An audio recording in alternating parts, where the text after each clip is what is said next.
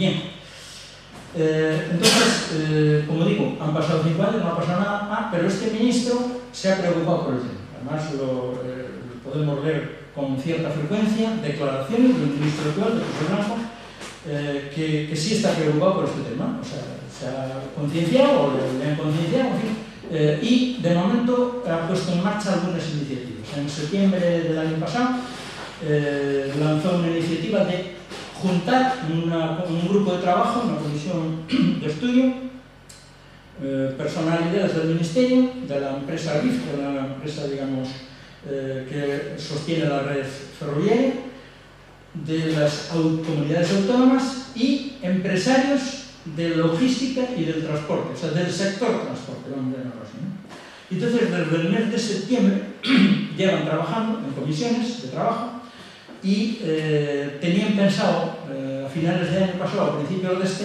hacer una primera presentación de conclusiones donde se ponga, digamos, las bases del nuevo plan, que le llaman Plan Estratégico de Infraestructura, no, perdón, de Transporte de Mercancías por Ferrocarril. Es consultable en la página de Fomento, en la página del Ministerio, ¿no? Bien, el tema se ha demorado porque, bueno, todos conocemos la situación económica financiera complicada que se está pasando este año y el Ministerio de Fomento fue de los más afectados en cuanto a reducirle el presupuesto que tenían previsto, ¿no? Y bueno, pues eso ha hecho que este programa, este plan que pensaban sacar a principios de año, de momento está demorado al mes de mayo, pero ha habido manifestaciones de gente del Ministerio en la que dicen que en mayo sí se podrá tener esa primera sesión de conclusiones de los grupos de trabajo y entonces ahí vamos a pensar que se nos da algún tipo de solución. Esto es, bueno, lo que acabo de decir, no lo tenía aquí escrito, pero bueno, ya lo habéis escuchado de viva voz. Entonces, en esa comisión, en ese plan, tienen que definir una serie de cosas que son muy importantes. ¿Qué red, todas las que hemos visto anteriormente, qué red realmente es la que va a ocuparse de las mercancías? Porque claro, en este momento en España se está desarrollando un plan de líneas más o menos paralelas, que son las de la alta velocidad. Hay una línea nueva de Madrid a Barcelona y a la frontera francesa. Hace unos años se construyó Madrid a Sevilla, ahora tiene un ramada de Córdoba a Málaga. Hay en marcha una línea nueva de Madrid hacia Valencia por Cuenca y otra por Albacete hacia Alicante.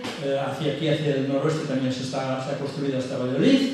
Hay una línea en marcha hacia León y Asturias, otra en marcha hacia Vitoria y el País Vasco, otra hacia hacia Extremadura, para que vaya a Portugal, y está la propia nuestra también, que va a llegar dentro de unos años hasta Ourense y nos permitirá comunicarnos con la red de alta velocidad. Esas son líneas paralelas, con unas características ya de alta velocidad.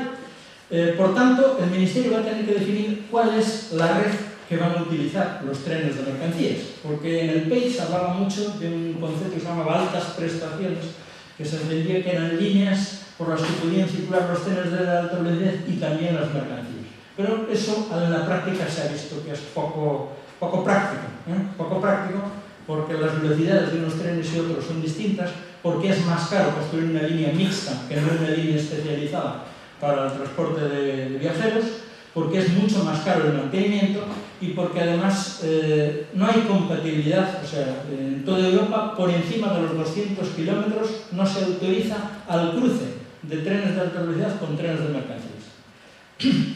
Bien, y además las mercancías a nadie le cabe en la cabeza que no necesitan ir a 250 ni a 300 por hora.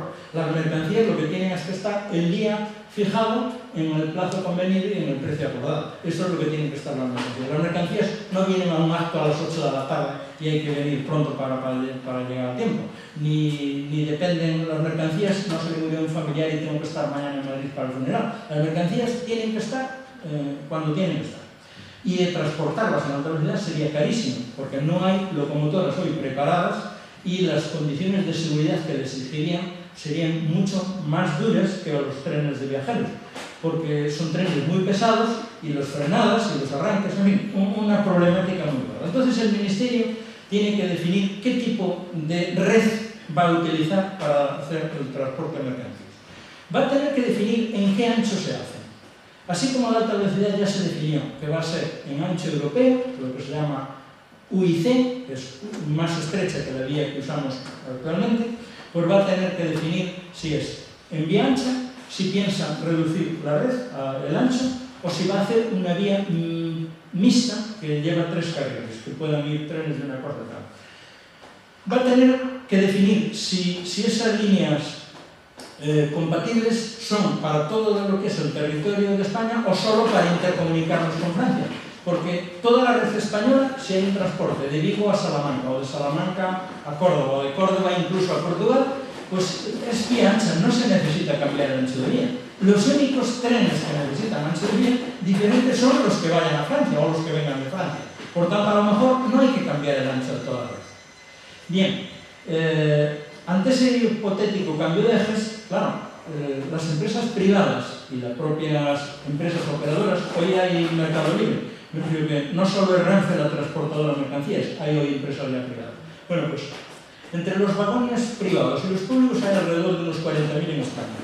Cambiar los ejes de esos vagones, que muchos de ellos no fueron proyectados, tiene un coste muy elevado y alguien lo tiene que pagar. Yo tengo un vagón que me he comprado y si el Estado quiere el cambio de eje, me lo va a pagar. Pues porque yo no he puesto unos funciones. Entonces es carísimo la operación del cambio de vagones. Y además, si se decide ir a una vía de 3 carriles, por ejemplo, pues no vale la que hay hoy. Hay que levantar toda la vía y volver a poner una nueva, porque las traviesas no valen.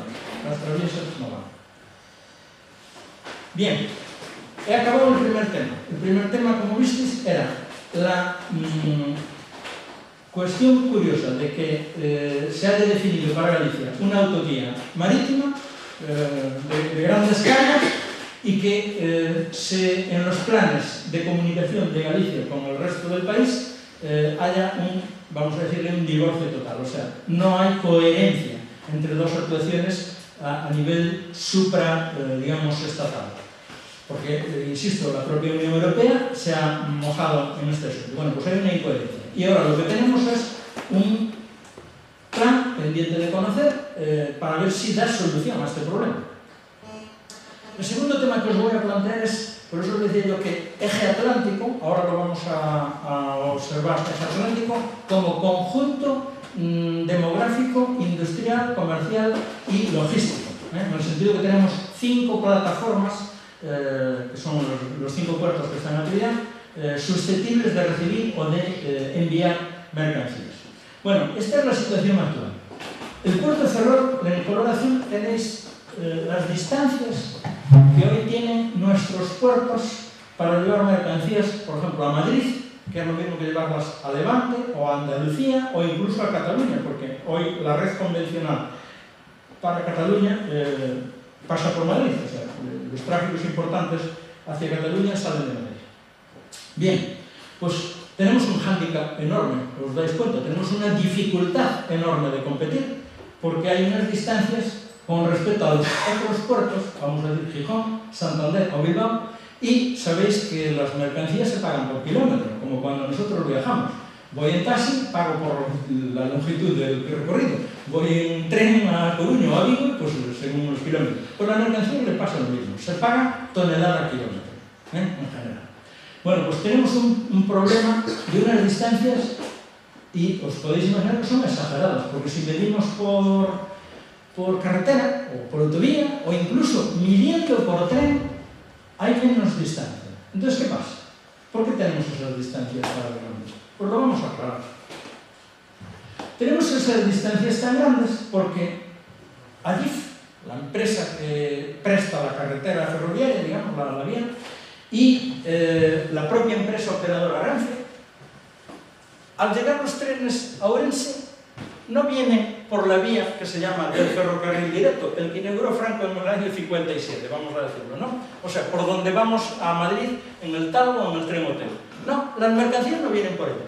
Las mercancías las llevan de paseo por Monforte, Ponferrada, León, Palencia, Valladolid, hasta llegar a Medina. Y eso, como veis aquí, son 160 kilómetros más.